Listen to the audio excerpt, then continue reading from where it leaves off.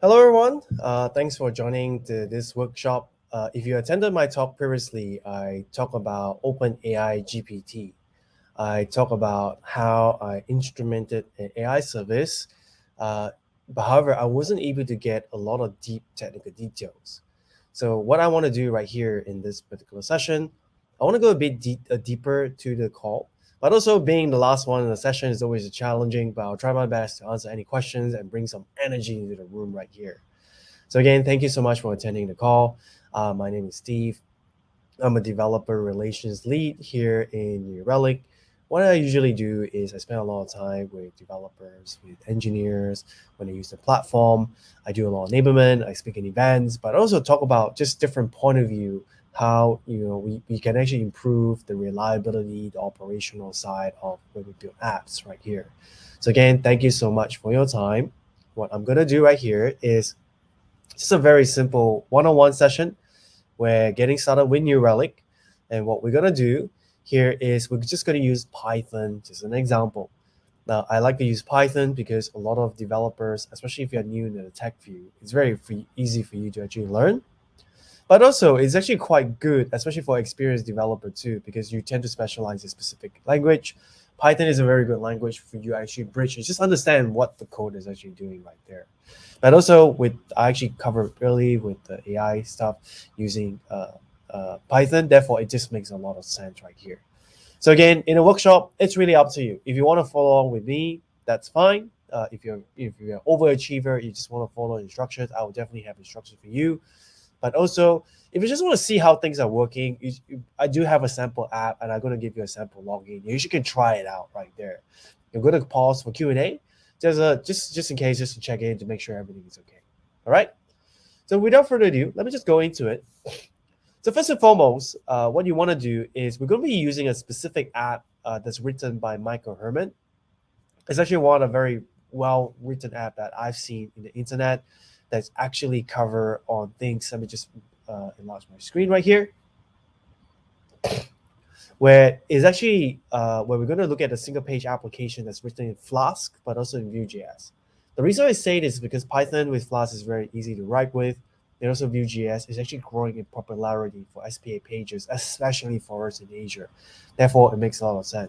Don't worry about it. I'll get you the link later on so that you can see where you want to go for. So what we're going to do is we want to see telemetry in New Relic. Want to get an application up and running. How does it look like? So again, this is a beginner course. We will not go through everything what the platform can offer, because we do offer that as a full training, and this is for free. Yes, we don't charge you anything for it.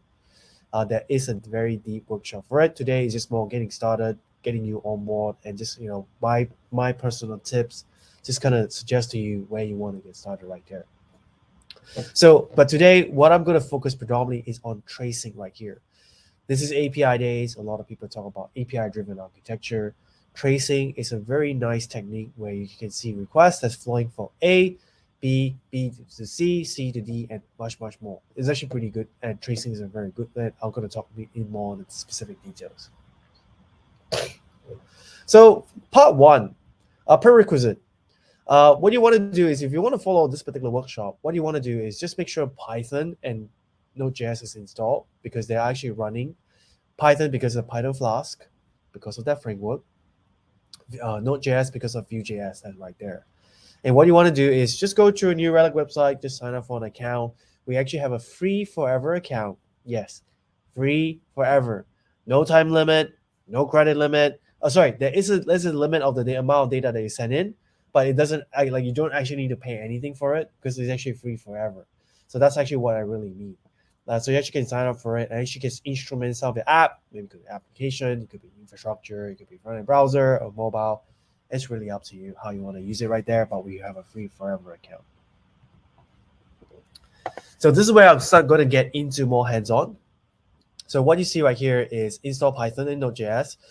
So very first thing, just go through the particular website right here, and right here on python.com, python.org and node.js.org. And what you want to do is just run to actually validate you have it running right there. Again, I just want to highlight, I'm not able to help, especially if you have any problems installing those packages, because one thing I've learned, every machine is different. You might have different things that sometimes I can't even figure it out. So what I want to suggest is just go to the official documentation. And it's Linux, Macs, and Windows. They actually provide you some really good documentation how you want to install those machines. Let me just do a quick one just to check. A question right there. Okay, cool. Just want to go through right here. So if let's say, so what you want to do in making sure your system is up and running.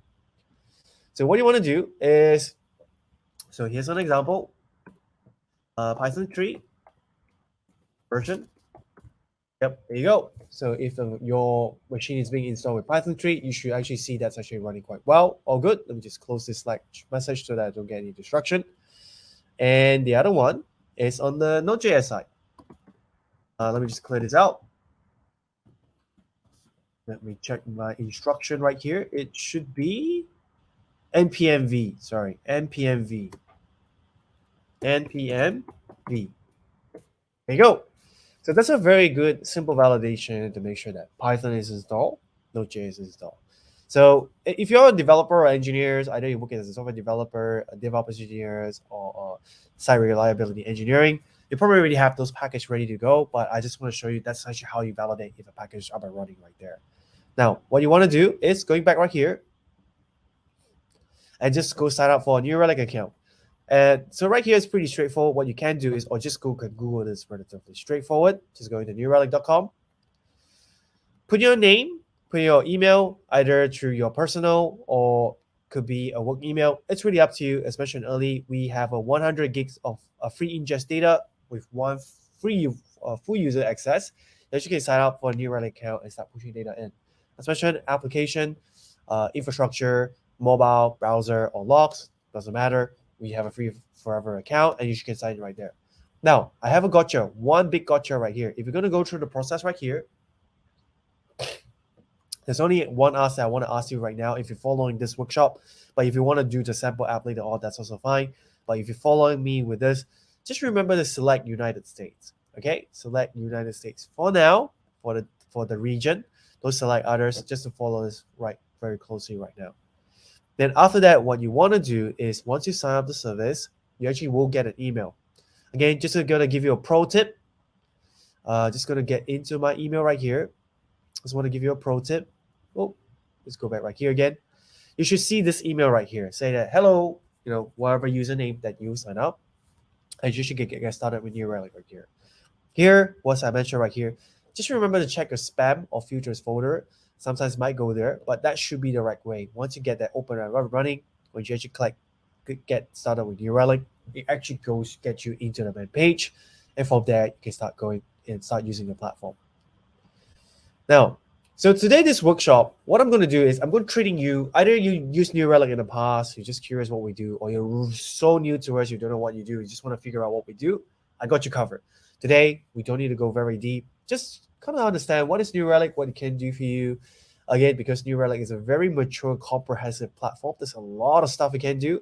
I'm predominantly only going to focus on one area, but usually one area is good enough to actually get you to actually get started on what you want to do right there. So before further ado, let me just check one more time. Take a quick sip of water for any questions so far. Okay, cool. Looks like it's okay. Now let me just go back in. So let me just go through again. What is New Relic? If you're very new to us or just curious what we do, New Relic is a pure software as a service offering. Means there's nothing you need to install. There's no appliance. There's no management console. There's no anything that you need to deploy on your end. It's kind of like Office 365, Salesforce, Workday, all those SaaS software as a service offering. And what we do is we provide engineers full stack visibility into an environment right there. What you really need to do as an engineer is just onboard a small little instrumentation library.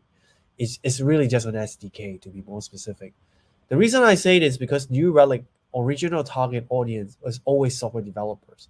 They want something small, lightweight, it just works, and especially for DevOps and SRE practitioner, New Relic works well because the package is actually really small, as you can actually deploy very efficiently in your CI pipeline. Sorry about that. So New Relic in a nutshell. Oh, let me just exit this out very quickly. Let me just change a bit.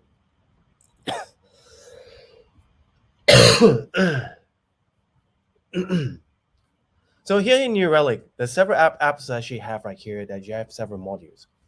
You have mobile on the front end, you have browser, you have synthetics, you have APM and stuff. In all application, what I say in the production grade, usually you have to go through several layers. You actually host your application in the cloud. Could be Azure, GCP, or AWS.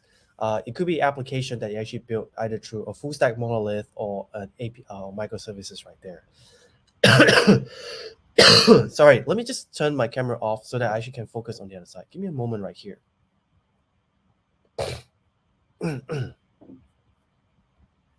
Sorry about that. Just not having a very good day with my throat. I've been presenting previously. I'm actually going to have to hop on a workshop relatively quick. Sorry about that. So in New Relic, what we do is we have several different modules. You have the New Relic browser or mobile agent on the front end to instrument mobile application. Then you also have a browser agent to actually instrument front-end browser agent, such as like SPA, React, Angular, or Vue, which you can use it right there. What you see here with synthetics, synthetics is actually what we call an API that actually used to actually do heartbeat ping checks right there. And what you do right here is actually can check the heartbeat of your website, or it could be API that you expose on the front end. And actually on APM right here, this is actually used to actually instrument your front end, your application that you're actually written in whatever language that you have. It could be Python, it could be Java, it could be Golang or anything. And after that, what you have on the back end right here is actually infrastructure services that are actually written right here. It doesn't matter either you're on-prem or cloud, New Relic have a service for it. Either it's a virtual machine, container, or Kubernetes, we do have an integration for it right there. And so what I'm going to cover today is actually on the APM side. So APM right here is, again, this is a SDK library that you actually put together in your application. And from there, what you have is actually synthetics. So synthetics can be actually used on your backend API, because as people moving towards more API-driven architecture and microservices, people also want to make sure that they're actually using Heartbeat to actually make sure that the API is really up and running. That's why synthetics come into play. And lastly, everything actually reports into New Relic right here, which again, New Relic is a pure software as a service platform where it provides full stack observability within the whole environment that you see right there. Now, there is a second use case that people might not know. Especially for the past few years, people are taking an agentless approach. What do I mean? Things like Prometheus Exporter, StatsD, or maybe you do things like open tracing, such as Zipkin or Jaeger. Or people actually just want to push logs for what they have, like open source platform, like FluentD, Flatbit, FluentD, FluentBit, or even Logstash. We do also accept that. In fact, 1/3 of the platform within New Relic actually is open source data. Yes, we do have customers actually pushing data by open source because they just want to combine data together. And we actually do manage that data for you right there. So today in this workshop, we predominantly only going to focus on APM. As mentioned, there's a lot of stuff that's available to you. But what we do right here is you actually have right there, which I'm going to go through step by step, and actually how you actually onboard that right there.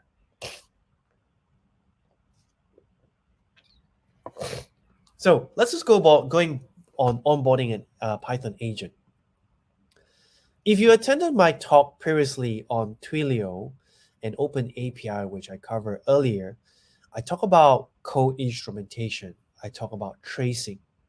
The good thing is everything is actually done out of the box. There's really no messing around the code that I really need to do, because it's actually all done automatically for you. Within tracing itself, which I'll cover into much detail, where tracing is a very good technique to actually see how transaction and requests propagate throughout a microservices or API services that you rely with external providers, such as Stripe, Twilio, or Open API, or even OAuth. So there's a lot of good things that you actually can do with tracing right there. However, with what you see with APM, with application performance monitoring, not just New Relic, Dynatrace, AppD, Lightstep, Honeycomb, or even open source that you see all the solution out there. What's the secret sauce? How do they able to actually do instrumentation? Well, the answer is actually pretty simple. It's called bytecode instrumentation, where it's actually a process where a functionality is being injected into the program by actually reading the class, the function, the method, where it's actually executed during runtime.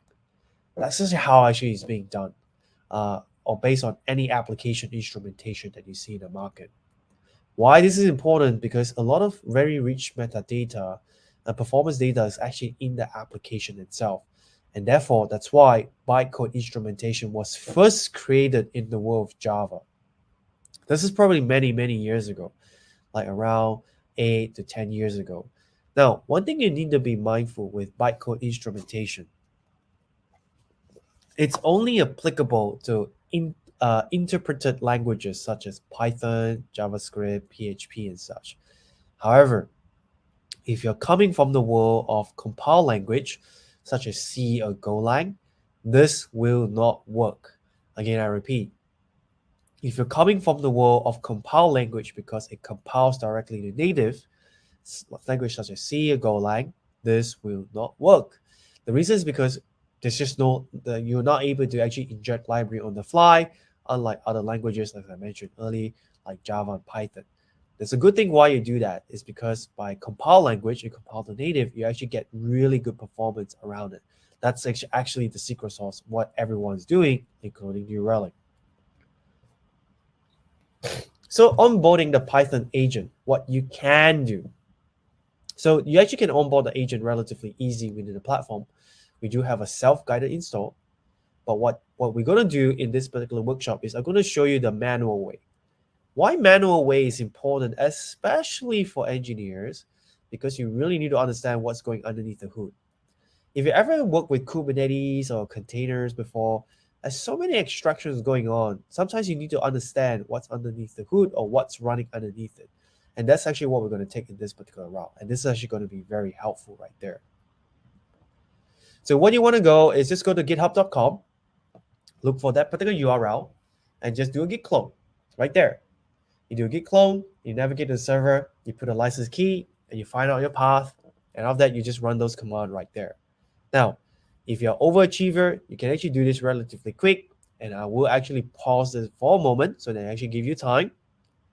But also, I do have a sample app for you, which once the application is running, you actually want to do a simple CRUD operation on the application several times. So you actually want to make sure everything is up and running. But however, being the last session of this particular day one, sometimes you just want to see how things is working. I got you covered. Just go to newrelic1.newrelic.com. Just look for this the URL and just log in with that username, and that's the password. Yes, I'm giving you the password in this particular public event. I know because I run through workshop before. Sometimes people actually just want to see how things are working. You actually can go through, and I'll show you later on what we actually see within the app right there. So just go for it. If you just don't want to go through the instruction, you just want to see how things are working, just go through it. I'm going to take a pause right here. Again, I just want to grab some water, but yes, you can go through this link, and I'll show you a bit more later on.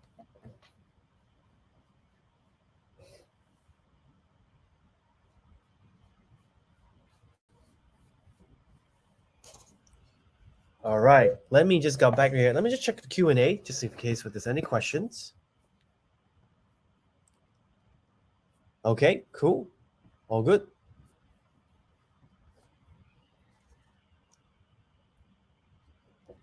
All right, so for people on the call, if you just want to check things out, you don't want to go through an instruction, it's too hard.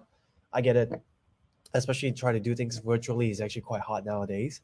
I wish I was in Singapore today with the event, but you should go check it out. So let me just go through it. Getting started with your telemetry right here. If you're relatively new in the world of operation, there are probably this is the most common thing that people actually look for right now, especially in modern SRE practices. The four golden signals: latency, which is the amount of time that actually take to respond to a specific system. Usually it's just a response when I send a request and is it going to come back. Traffic is actually the throughput of that particular application is actually going through. Error rate or errors, if the particular application is actually running or not. And after that, saturation. So every system have a definite, what I call a definite capacity what the system can process right there. And what you can do right here is actually based on this fall, you actually can build telemetry and UI around it. And this is what we do right here in New Relic. We actually tell you 4 different things within your system itself. Without further ado, let me just get straight into it. Now, if you follow exactly what I've mentioned earlier, or you just want to look around, just follow along. That's also fine. I'm actually okay with it. So what you want to go is go to github.com/ntc/flask.view.crud. And what you do right here is just go to this particular application called FlaskViewcrud workshop.backend. Now, if you're very new to New Relic, I just want to go through very quickly what you see here in the screen. Right here on the left-hand side will tell you everything that you instrumented here in New Relic. You have one single point of view, everything that you can see in one screen. Here in the middle, usually will tell you what you instrumented in New Relic. And here on the right-hand side, this is actually all the activity stream that's actually coming in. So prior to this session right here is I did actually have a few alerts that's being created. Don't worry, we'll get a bit more later on. And actually right here on the top is just different modules that you actually can see in New Relic right here. Again, if you're relatively new, don't get too deep, don't worry too much. But what I'll do is right here is this is how you actually onboard an agent right here. You add on the right-hand side, and you can see all the different addition that you can add right there. So if you want to add Python, type your search, and actually give you a step-by-step guide what you can do right here. And you actually just need to follow and just follow the instruction and just install the application accordingly, and that's pretty much it. Now, again, if you're very new to New Relic, we do have a very, very good search bar on the top. You actually can search for a service relatively quick, but also probably the most important one is I want to talk about a particular service that you can see right here. So let me just go back right here. Again, let me just change to a different view. Right here, you actually can see different things that you can do on the right-hand side. Oh, let me just go back right here again. So right here again, you have get started, apps and stuff, but this is something that we don't need to worry right now. So what you want to do is just go to FlaskViewcrud workshop backend right there. Once you get into it, my recommendation is just go to 3 hours. Oh, this is 60 minutes. Oh, sorry, let me just change it. 6 hours ago. So I did generate some test data before the call right here. What you want to do is, again, I'll explain everything one by one. What you want to do is you want to drag right here. And what we do is you can zoom in a specific time. Now, this is actually what we do right here is we actually tell you very, very clearly where the delay is. Now, if you follow the instruction as described here, this is a very simple Python app. Just one app, just serving a web page. That's pretty much it. There's not a lot of things going on right here, but this itself tells you a lot of good information. So let's just start with the first one. Once an application is being instrumented quite well, we use colors as a way of telling you which part of the app is actually doing well or not. So you can see the time is actually responded right here. Now here on the right hand side, we have what we call Apidays score. Apidays score actually tells you from 0 to 1, roughly how healthy your application is.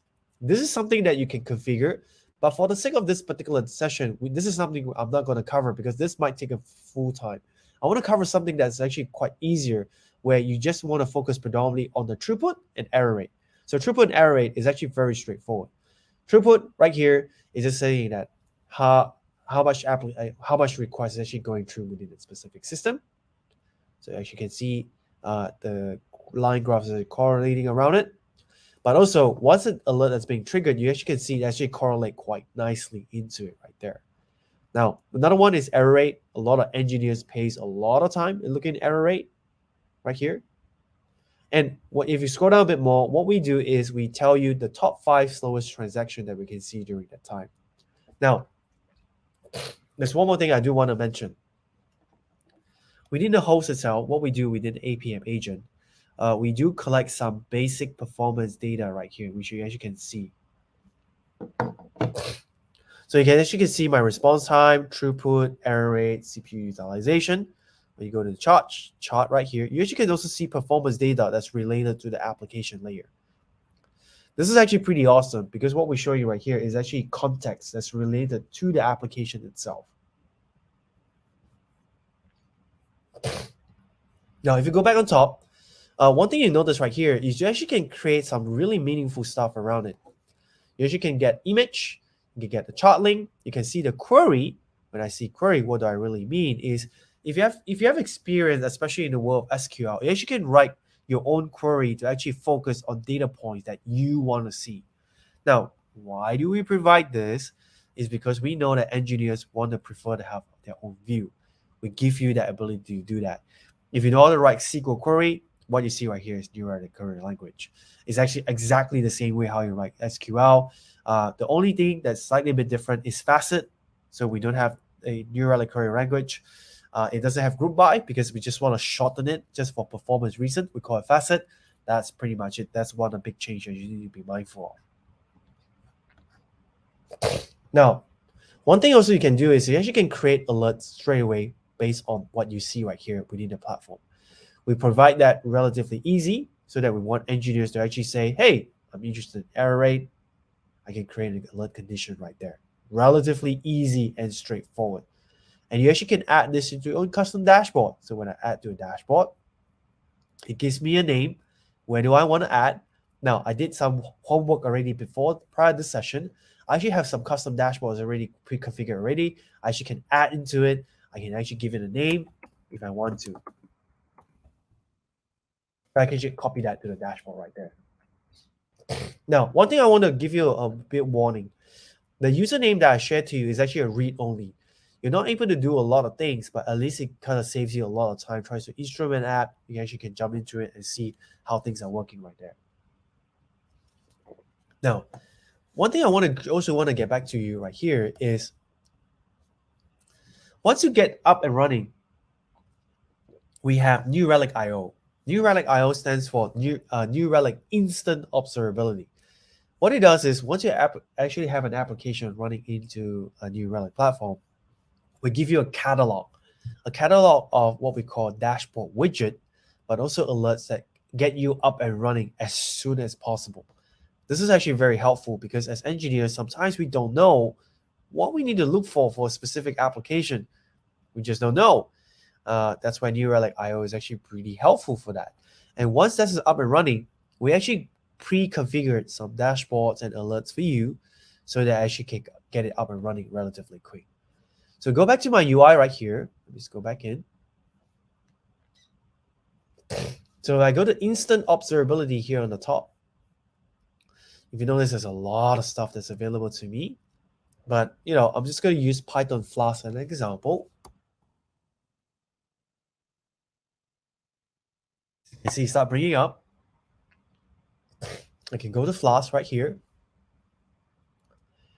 And what it does is actually give you a description what I can install. So you can see that I have my installation docs, my dashboard, my pre-configured alerts, pretty cool. It tells me what I can do.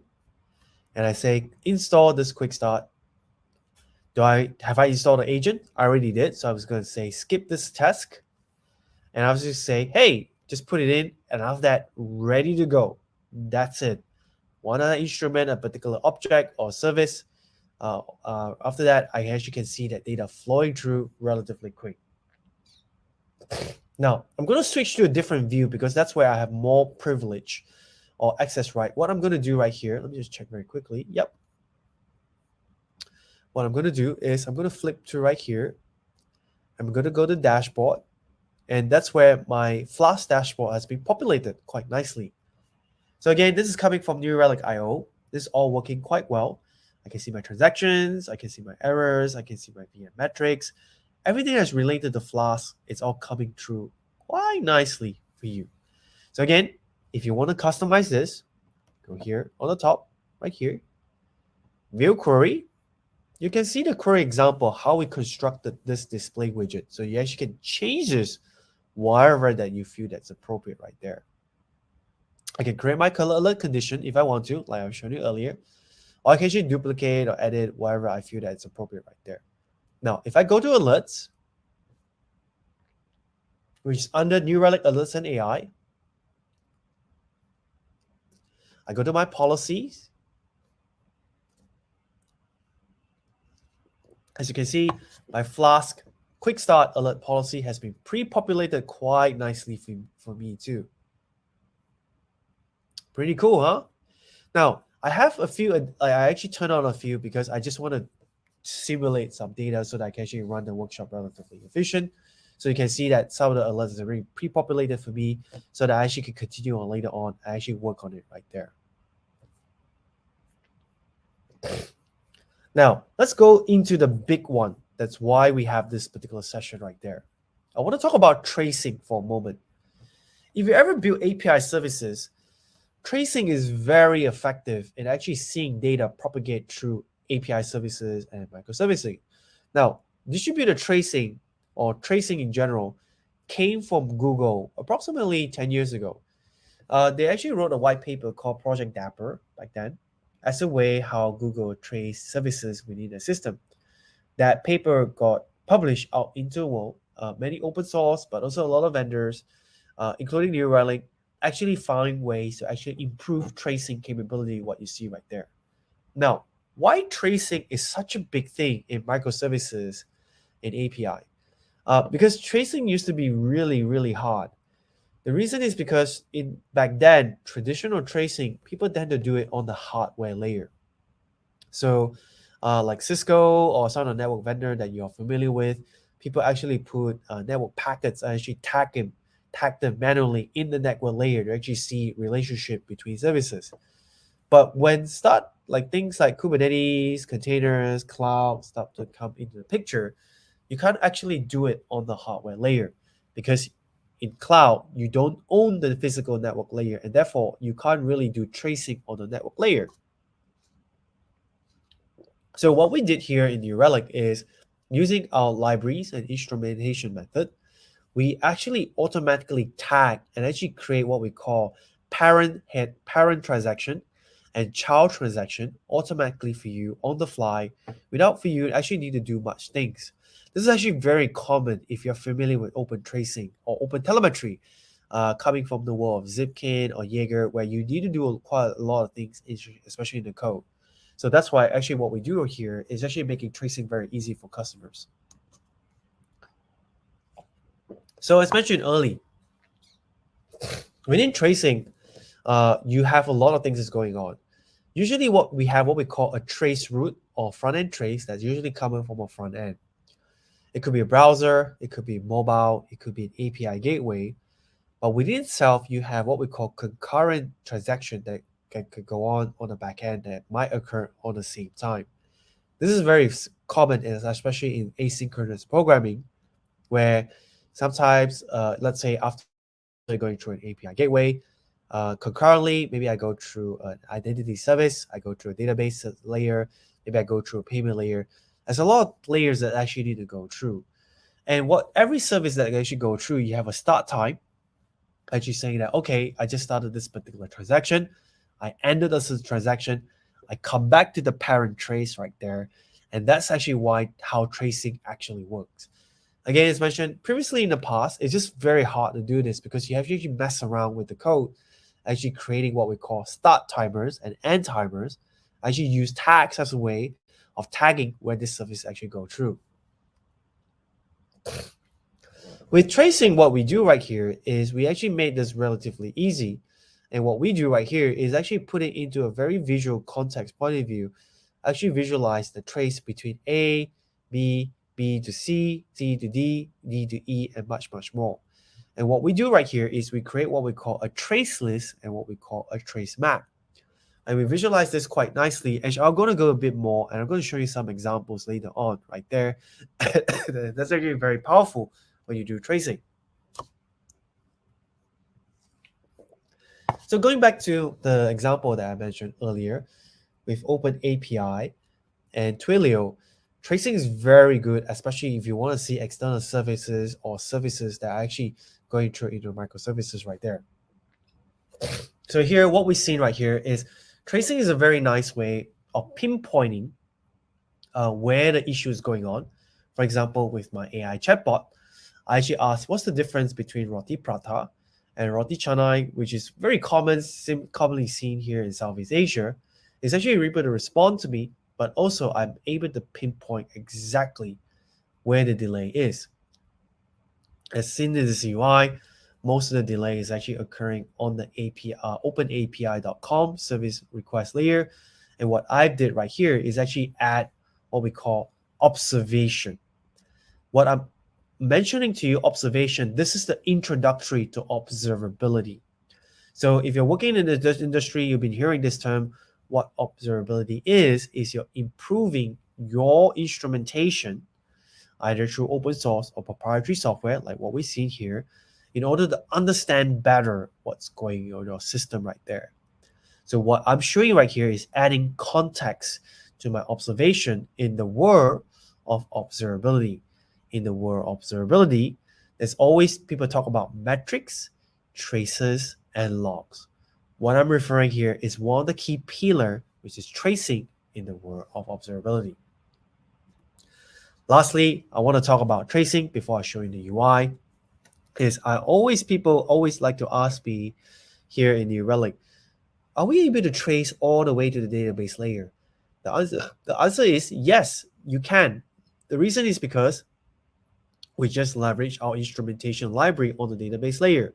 Because for us and engineers, we tend to know that it's always the database fault. Therefore, tracing also shows you which part of the trace is actually very slow, down all the way to the database layer. All right, so let me go into the UI, go back again. So what I'm going to do this time is I'm going to go tracing. Right here, so what you want to do is if you haven't seen this particular time frame, again, I'm just going to show you how to do this. Just go back right here, last 3 days. You want to see everything. What I want you to do is just scope to this particular area, which I've generated a lot of test data. Again, let's try again, scope again. And after that, you go to tracing. That's pretty much it. And what you do right here, just go to the main transaction that what we see earlier. Click on it. And you can actually see trace that we see right here. Now, this is only a single app. It doesn't have application that traverse out, but I want to take this opportunity to explain how do you read the UI. So first, what you see here is a scatter plot graph. What we do is we show you good trace. We also show you the bad trace. This is important, especially for performance engineering. You need to know what's working well, but you also need to know what's not working well. When you click into it, you can actually see and expand all. As you can see all the trace propagation that's actually occurred with this application, it can see exactly which part of the application is not running very, very well. You actually can do this quite well right there. So you actually see, for example, most of the time is actually spent actually on the main WSGI application right there. Likewise, you actually can see when something goes wrong. So right here, I have quite a good example right here, which I was able to generate. I expand all. I can see exactly the error details that I'm showing you right here. So right here, I can see I have a books not defined. That's why I have an issue with my application, and therefore it's actually causing a lot of problems. So here's an example of how tracing is very useful in actually seeing how does it have an issue within the environment. Again, if you're using the sample, what I call the testing username, you will only see one because I only have one that's actually having a reporting data right here. But what I can do is let me just bring up an application right here using Twilio, which I cover in the talk right there, where here's an example of my AI system that actually communicate to some of the API services out right there. So we can see it's actually 3 connected systems right here, my application, my external service. I actually can expand more, like what I've shown you earlier, if I want to. But this time, you actually I'm able to see exactly the request is actually having a problem right here. I can see my average duration, my throughput, but I also can see attributes that's related to that too. Now, one thing I can tell you very clearly is most of the delay that we're seeing is actually on the API, open API request, which is actually 2 seconds is actually not bad. Because what you actually need to do is actually take my input, process it, and respond it in a very efficient and appropriate way. So here's an example that I asked the AI, what is laksa? And laksa, if you don't know, laksa is actually a curry dish here in Southeast Asia, and the AI is actually able to respond quite well to my system. And what my application, once it responds to the AI response, it used Twilio to actually send the response out through SMS or through WhatsApp. So it's actually pretty useful in actually showing you where the delay within the services that you have right there. All right, let me just go back in, check a quick one. Is there any question? Okay, all good. Now, let me just go through very quickly, just to wrap it up right there.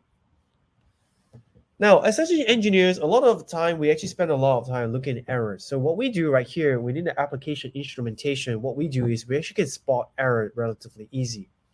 Now, I'm going to introduce to you the concept of error inbox because I already have that ready for you. So what error inbox is actually a very what we call a targeted, curated way of actually seeing errors that occur within the environment.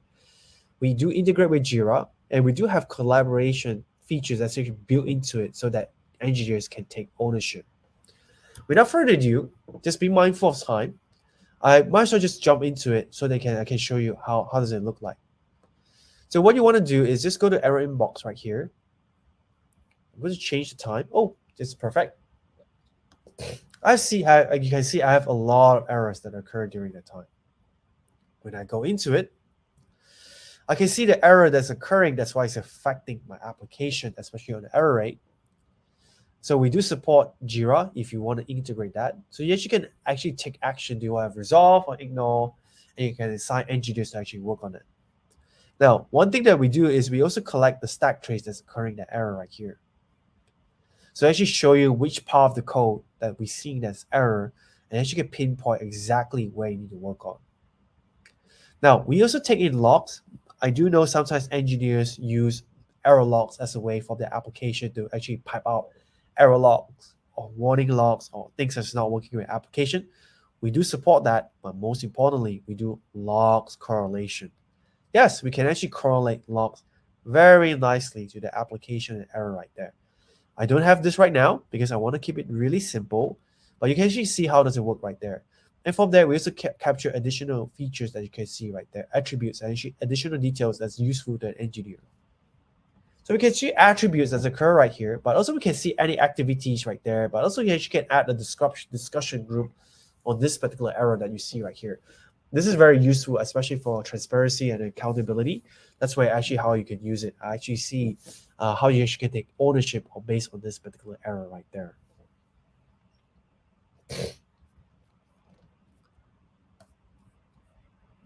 Now, lastly, just to open up for Q&A right here is I want to wrap it up with one last bonus part right there. AI Ops, or what we call applied intelligence here in New Relic.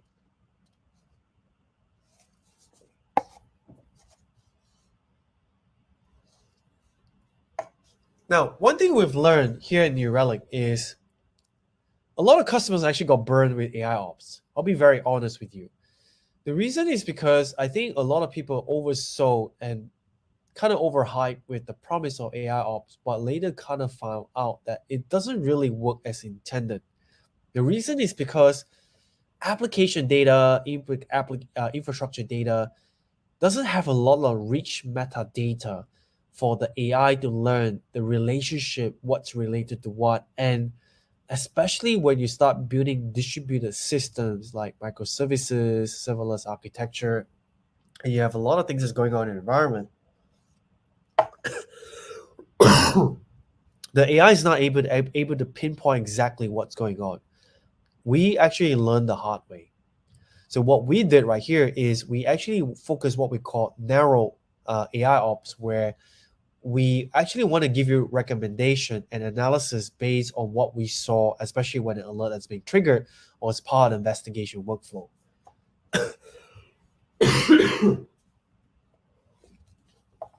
So what we do right here is we actually follow what we call the Netflix model right here, where what we learn from our learnings with our engineer is engineers are very skeptical.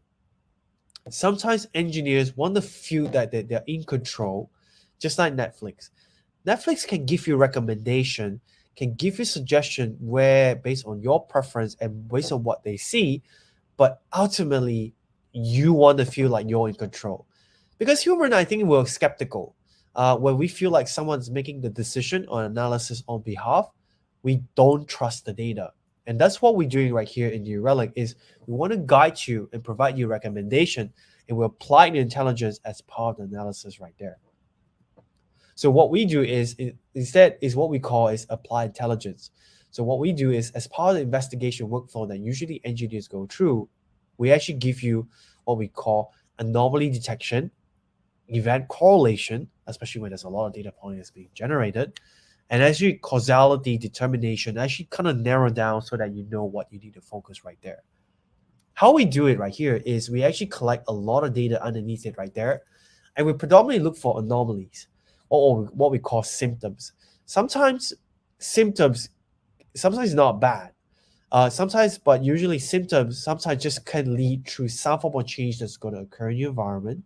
And what we do right here is actually narrow down, diagnose, and reduce the noise, and actually show you, hey, this is where we believe that where the issue is. But there's one more thing that we do a bit different compared to what we see out there is we give our customers the ability to train the model by giving feedback. The reason is because every application is very different. Every company is very different. And therefore, it doesn't make sense for us to actually kind of dictate and say that everything that occurred, let's say, for Python Flask application is going to be same for every company. And therefore, I'll show you later on the UI where we actually mean by doing that. So let me go back right here into the UI. Now, especially if you're going to use that my username that I've created for this particular workshop, this might not work for you because this is only read-only mode. And therefore, the alerts will only show certain things, but it doesn't show everything that what I want to show you earlier. When you go to New Relic Alerts and AI, let me just change the time right here. Last 24 hours. So you can see the test data that I created earlier. So what I want to go is go to issues and activities. I have nothing open because it's already been a while since I created that. But if I go to incidents, that's where the real magic really happens. So what we do right here is we do incident correlation to correlate quite nicely so that it tells an engineer where you need to focus right there. So again, I always say, engineers are very skeptical. We tell you how we compute the data so that you know where we actually get our data source from. You can also change this if you want to create alerts based on the query that we provide to you. Again, a lot of transparency because based on our experience, sometimes engineers, if everything is too automated and too perfect, engineers just don't trust the data. So this is what we tell you, transparency, how we get the data. And what we do right here is correlation. It's actually doing analysis and telling you, hey, this is where we notice there's a specific problem. And if you notice early, what I've shown you with error inbox is able to correlate quite nicely and say that, hey, this is where we start seeing the issue right there. One thing that's also quite good right here is actually we tell you incident timeline. When does it open? When things start to go bad or degrade? When the incident close? Yes, it actually auto close once the incident is already over. So it actually has the smarts intelligence to figure out, okay, looks like it's back to normal, and the recovery is already completed right there. Also, there's one more thing that's very handy, especially for engineers. We give you the ability to create permalinks. So especially for us in Asia, sometimes we send permalinks or messages through Line, WhatsApp, or WeChat. This is very useful to actually tell the engineer on the other side, this is what I'm actually seeing, so the engineer on the other side could see exactly what we see right here. And lastly, just to wrap it up, anomalies. So let me just change right here. So we do anomaly detection right here too in New Relic. So we look for anomalies within environment. So here's an example of error rate. Right here, we can see a bunch of error rate that's occurred during that time.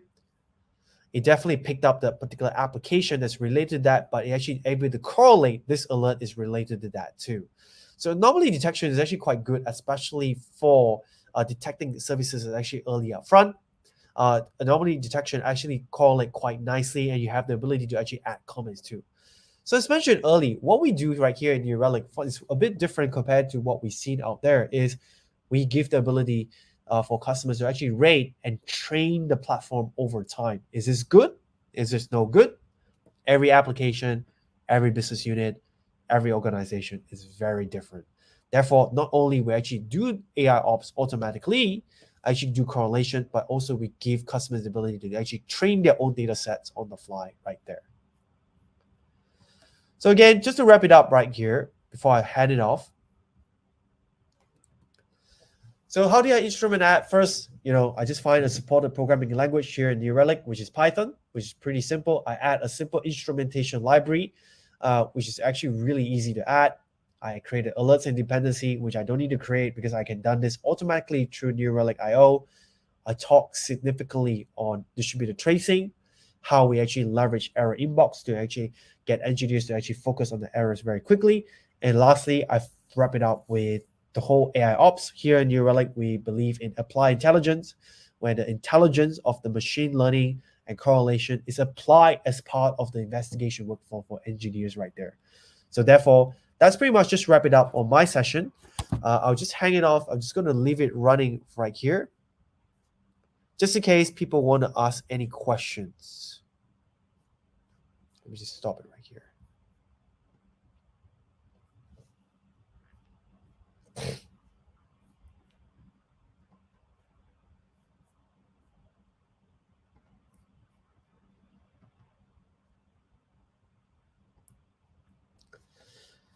All right, sorry about that.